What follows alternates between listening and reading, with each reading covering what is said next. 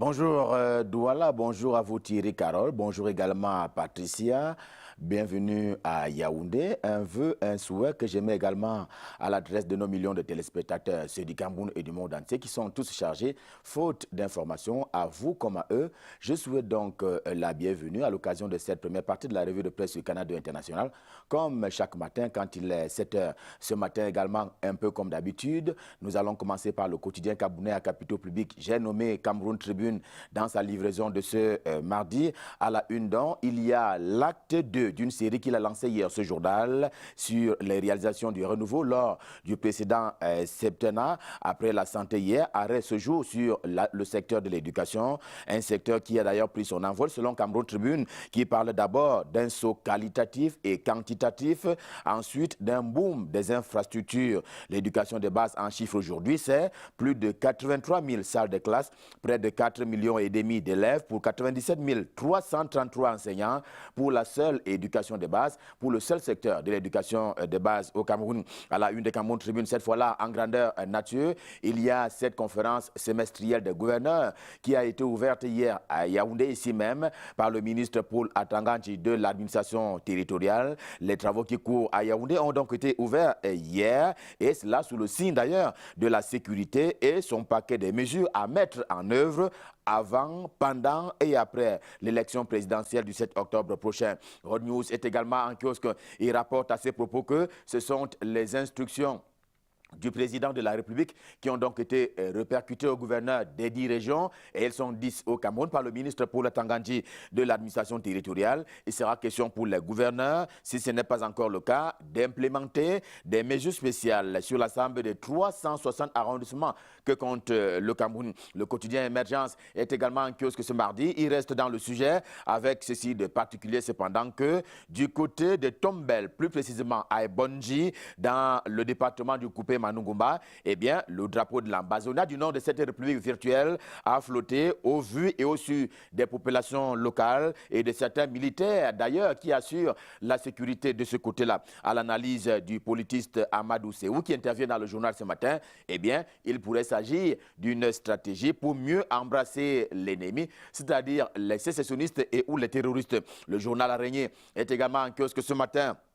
Il met cela dans le savant dosage du ministre délégué à la présidence de la République chargé de la Défense, Joseph Betty Assomo, qui ménage carottes et bâtons au sein des forces armées camerounaises, car autant il y a l'urgence d'en finir avec l'agresseur, autant il faut que le Cameroun tienne compte naturellement des droits de l'homme, parce que justement les regards sont projetés sur le Cameroun, qui traverse donc cette crise socio-politique depuis bientôt 2 ans maintenant. De son côté donc, le délégué général à la sûreté nationale, Martin Bargangele, qui fait d'ailleurs la une du journal Investigation, l'hebdomadaire en kiosque ce mardi, qui donne juste l'occasion de redonner et de faire des précisions relatives d'ailleurs au dernier concours d'entrée au corps des fonctionnaires de la police camerounaise. Cette précision est que les résultats définitifs ont tenu compte des grandes composantes sociologiques camerounaises, parce qu'on sait qu'au Cameroun, eh bien, les concours administratifs sont gouvernés par un principe non écrit,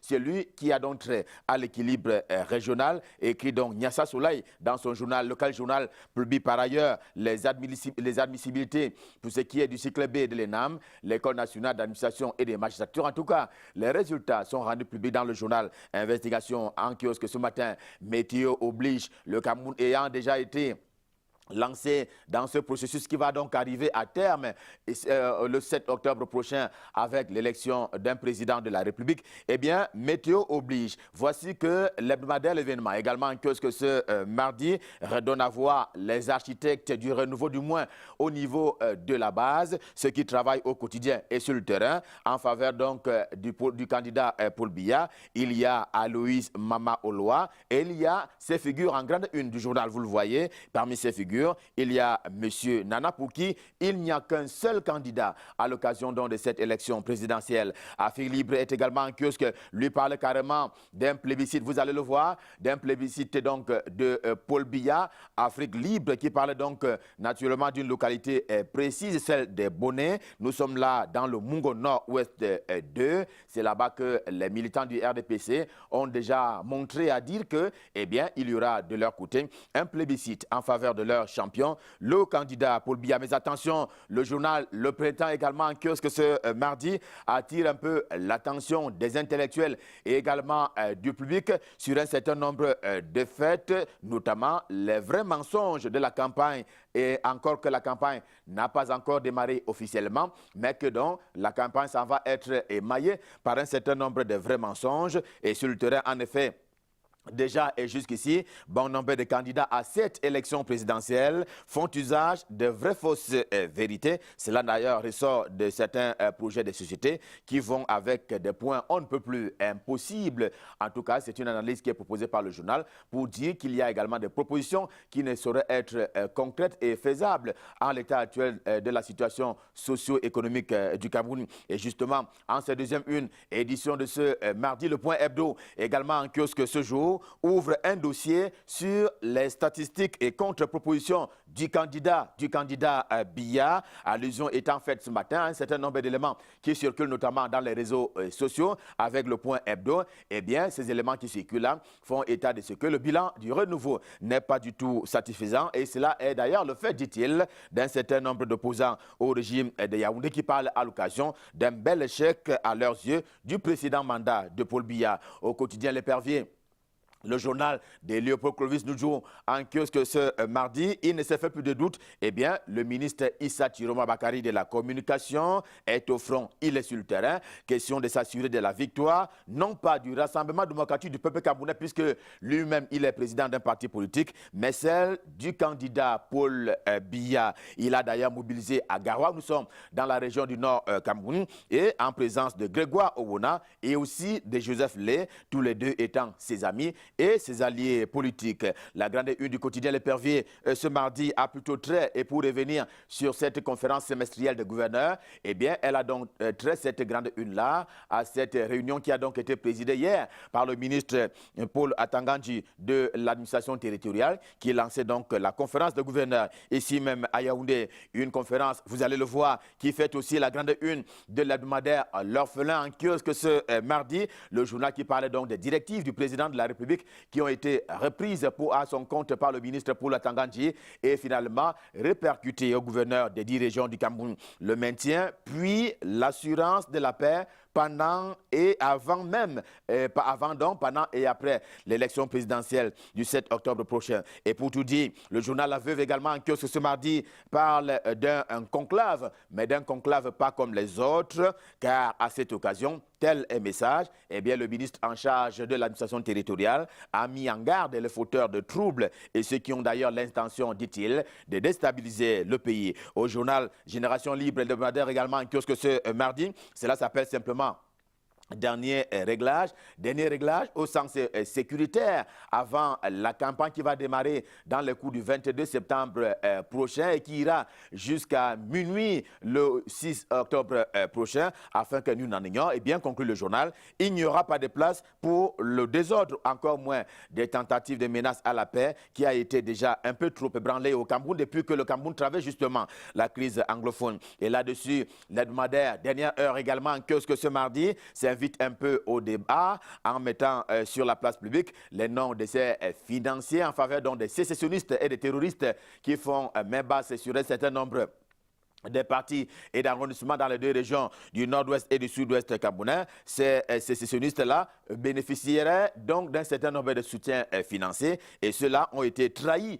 auprès du chef de l'État camerounais Paul Biya, dit-il. Il se recule d'ailleurs au pays et même à l'étranger y compris au Canada et beaucoup moins du côté de la Chine. La Chine où le président camerounais vient naturellement de séjourner à l'occasion naturellement de cette rencontre de haut niveau entre le continent africain et le pays continent, la Chine. Expression économique en kiosque, vous le voyez, revient sur ce séjour du président camerounais. Question de vanter la moisson de Paul Biya. Elle comprend les petits et grands gains, notamment ces accords de partenariat qui ont été passés et qui en disaient d'ailleurs long. Si l'on s'en tient au journal Expression économique, la voix du centre quitte un peu l'empire du milieu, la Chine, et nous replonge dans l'affaire dite du livre de l'excellence en sciences de la classe de 5e au Cameroun. C'est un débat qui court dans les chaumières au Cameroun, sur la place publique comme dans la place privée. En tout cas, le livre querellé fait donc l'objet d'un certain nombre de débats. C'est un sujet qui perturbe d'ailleurs la quiétude jusque-là observée dans 8 des 10 régions du Cameroun à l'occasion de la rentrée scolaire 2018-2019. 2 réactions qui sont d'ailleurs enregistrées ce matin par le journal.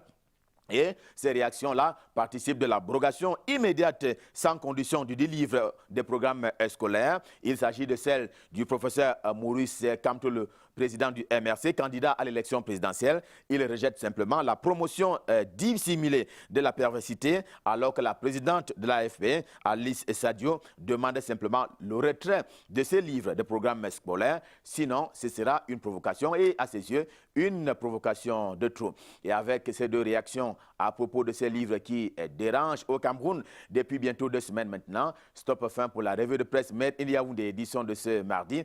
On prend rendez-vous quand il sera 7 h demain pour le même exercice et notre cœur sera toujours enflammé de joie. Je vous souhaite, comme traditionnellement, de passer d'excellents moments en compagnie des programmes de Canada International. Et pour l'heure, je repasse par Douala pour passer le pouvoir à Thierry Carole et à Patricia pour la suite et la fin de Canal Matin. C'est à vous Thierry, c'est à vous Patricia, c'est à vous Douala.